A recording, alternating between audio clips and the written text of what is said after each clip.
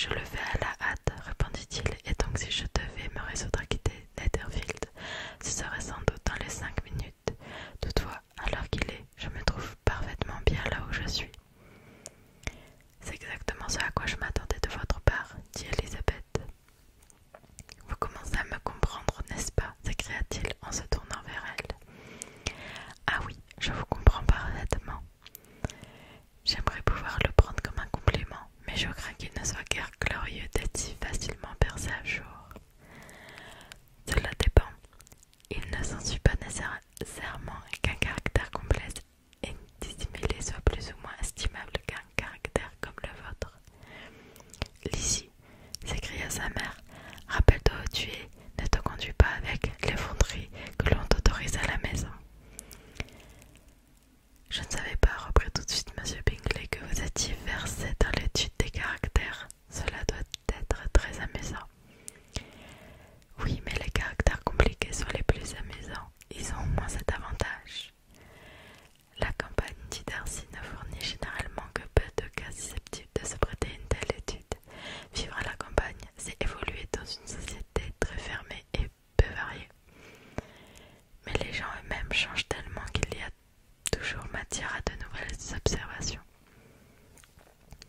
Oui, c'est vrai, s'écria Mrs. Bennet, offensée par la manière dont il avait mentionné la vie à la campagne. Je vous assure que pour cela, il se passe autant de choses à la campagne qu'à Londres. Tout le monde fut surpris, et Darcy, après l'avoir regardé un moment, se détourna en silence. Mrs. Bennet, qui s'imaginait avoir remporté une victoire totale contre lui, enchaîna d'un air triomphant. Pour ma part, je ne vois pas que Londres surpasse la campagne, les magasins et les lieux publics mis à part. La campagne est infiniment plus agréable, n'est-ce pas, monsieur Bingley? Quand je suis à la campagne, répondit-il, je n'ai jamais envie d'en partir, et quand je me trouve à Londres, c'est à peu près la même chose. Ils ont tous les deux leurs avantages, et je me plais autant dans un cas que dans l'autre. Oui, parce que vous avez le caractère qui convient, mais ce monsieur, dit-elle en regardant Darcy, avait l'air de croire que la campagne ne vaut rien. En vérité, maman, vous vous trompez, s'écria Elisabeth en rougissant pour elle. Vous avez mal compris monsieur Darcy. Il a seulement voulu dire qu'on rencontre moins de gens différents à la campagne qu'à Londres. Ce qui est vrai, il faut le reconnaître. Certainement, ma chérie, personne n'a prétendu le contraire, mais quant à dire qu'on retrouve peu de monde dans les environs, il me semble au contraire que rares sont les régions plus fréquentées que la nôtre. Il faut savoir que nous recevons 24 familles à dîner. Celle-là, crainte de blesser Elisabeth, permit à M. Bingley de garder son sérieux. Sa sœur eut moins de tact et elle lança un regard à M. Darcy en lui souriant d'un air entendu, histoire de dire quelque chose qui pourrait amener sa mère à changer de sujet. Elisabeth lui demanda si Charlotte Lucas était venue à Longbourn depuis son départ. Oui, elle est venue nous rendre visite hier avec son père. Quel homme délicieux que Sir William, n'est-ce pas, monsieur Bingley? Il a tant d'élégance à la voix très distinguée et naturelle. Il a toujours un mot pour chacun. Voilà ce que moi j'appelle un homme bien élevé, contrairement à ceux qui se croient très importants et n'ouvrent jamais la bouche. Est-ce que Charlotte a dîné avec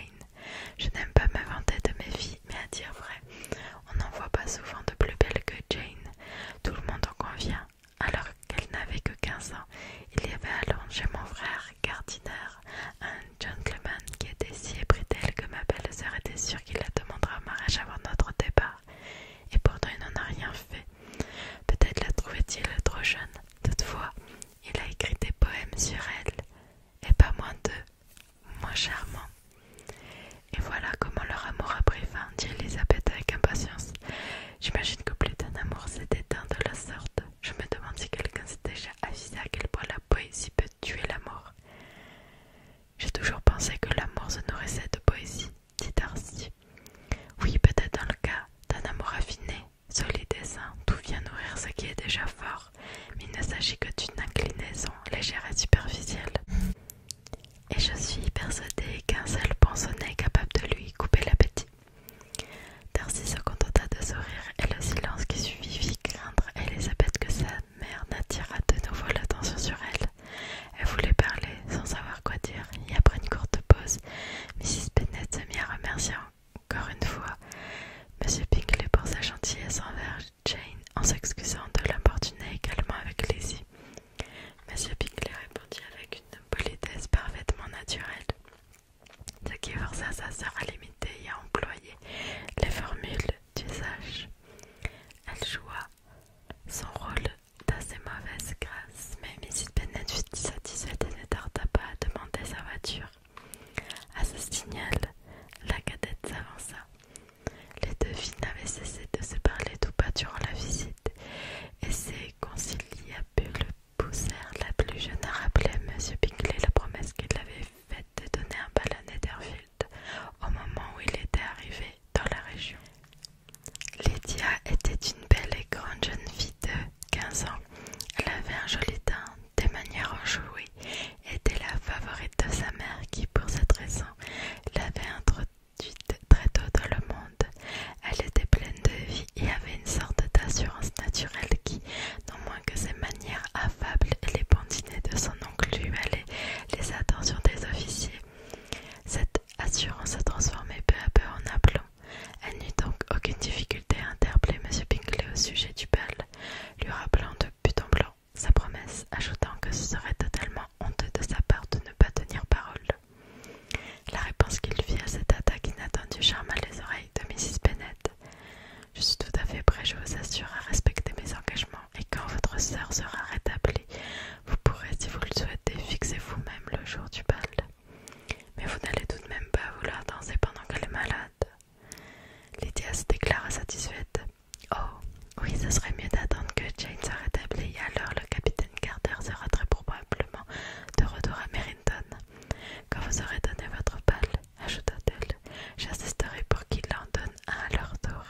Je dirai au colonel Forster que ce serait vraiment dommage de ne pas en organiser un. » Puis Mrs. Bennet et ses filles s'en allèrent, et Elisabeth alla aussitôt rejoindre Jane, laissant les deux dames et M. Darcy commenter son comportement et celui de sa famille. Mais malgré tous les bons mots de Miss Bingley sur les beaux yeux d'Elisabeth, il fut impossible d'amener ce dernier à mêler ses critiques aux leurs. Chapitre 10.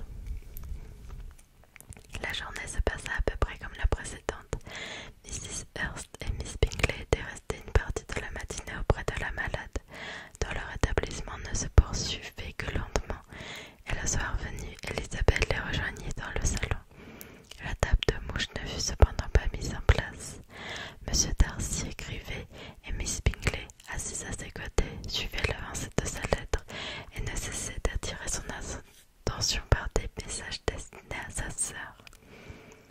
M. Hurst et M. Bingley jouaient au piquet, tandis que Mrs. Hurst les observait. Elisabeth prit son ouvrage et trouva largement de quoi se distraire en écoutant ce qu'il se disait M. Darcy et sa voisine, les louanges incessantes que la demoiselle lui prodiguait tantôt sur son écriture, tantôt sur la régularité de ses lignes, ou bien encore sur la longueur de sa lettre, et la parfaite indifférence avec laquelle il les recevait, donnait lieu à un curieux dialogue qui correspondait exactement à l'opinion qu'elle s'était faite de chacun d'eux. Comme Miss Darcy sera contente de recevoir une lettre pareille, il ne répondit point. Vous écrivez à une vitesse peu commune. Vous vous trompez, j'écris plutôt lentement. Vous devez avoir tant d'occasions d'écrire pendant l'année, et des lettres d'affaires aussi, que je trouverai cela pénible. Il est donc préférable que cette tâche m'incombe à moi plutôt qu'à vous. Dites à votre sœur, je vous prie, que j'ai très envie de la revoir. Je lui ai déjà dit une fois que vous le désiriez.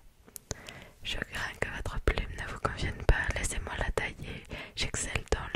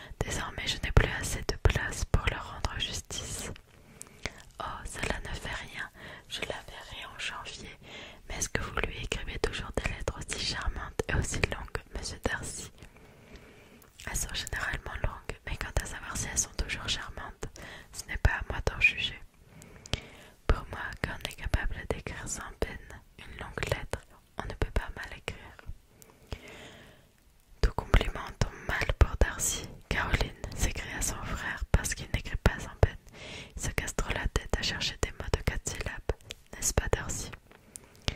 Mon style est bien différent du tien. Oh, s'écria Miss Bingley.